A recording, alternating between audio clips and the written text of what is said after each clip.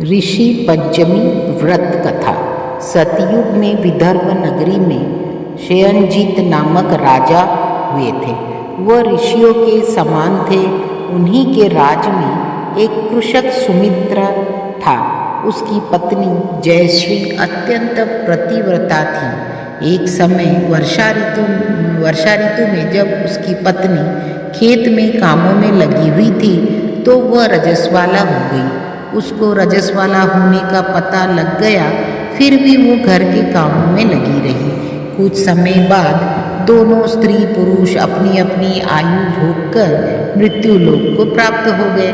जयश्री तो कुतिया बनी और सुमित्र को रजस्वाला स्त्री के संपर्क में आने के कारण बैल की योनि मिली, क्योंकि ऋतु दोष के अतिरिक्त इन दोनों का कोई और अपराध नहीं था।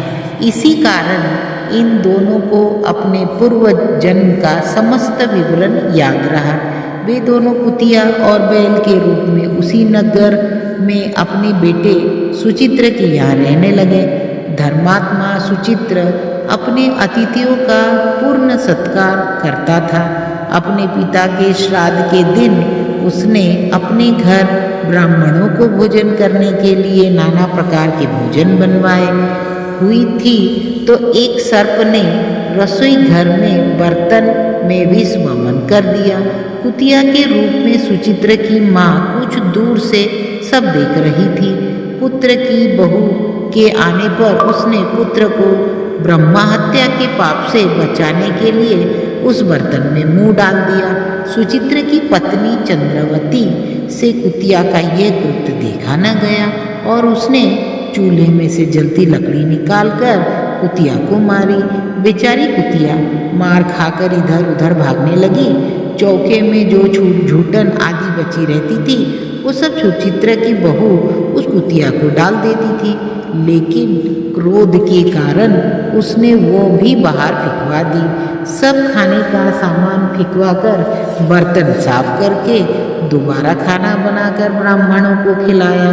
रात्रि के समय भूख से व्याकुल होकर वो कुतिया बैल के रूप में रह रहे अपने पूर्व पति के पास आकर बोली, हे स्वामी, आज मैं भूख से मरी जा रही हूँ। वैसे तो मेरा पुत्र मुझे रोज खाना तो दे ही देता था, लेकिन आज मुझे कुछ नहीं मिला। सांप के विष वाले खीर के बर्तन को अनेक ब्रह्मा हत्या के भय से छूकर उसने न खाने योग्य कर दिया था। इसी कारण उसकी बहू ने मुझे मारा और खाने को कुछ भी नहीं दिया। तब वह बैल बोला, हे भद्रे, तेरे पापों के कारण तो मैं भी इस योनि में आ पड़ा हूँ और आज बोझा ढोते ढोते मेरी कमर टूट गई है। आज मैं खेत में दिन भर हल जुता रहा था। मेरे पुत्र ने आज मुझे भोजन नहीं दिया और मुझे बहुत मारा भी। मुझे इस प्रकार का कष्ट देकर उसने इस श्राद्ध को निष्फल कर दिया। अपने माता पिता की इन बातों को सुचित्र सुन रहा था। उसने उसी समय दोनों को भरपेट भोजन करवाया और फिर उनके दुख से दुखी होकर वन की ओर चला गया। वन में जाकर ऋषियों से पूछा कि मेरे माता पिता किन कर्मों के कारण इस नीच योनि को प्राप्त हुए हैं और अब किस प्रकार से इनको छुटकारा मिल सकता है। तब सर्वोत्तम ऋषि बोले, तुम इनकी मुक्ति के लिए पत्नी सहित ऋषि पंचमी का व्रत धारण करो और तथा उसका फल अपने माता पिता को दे दो।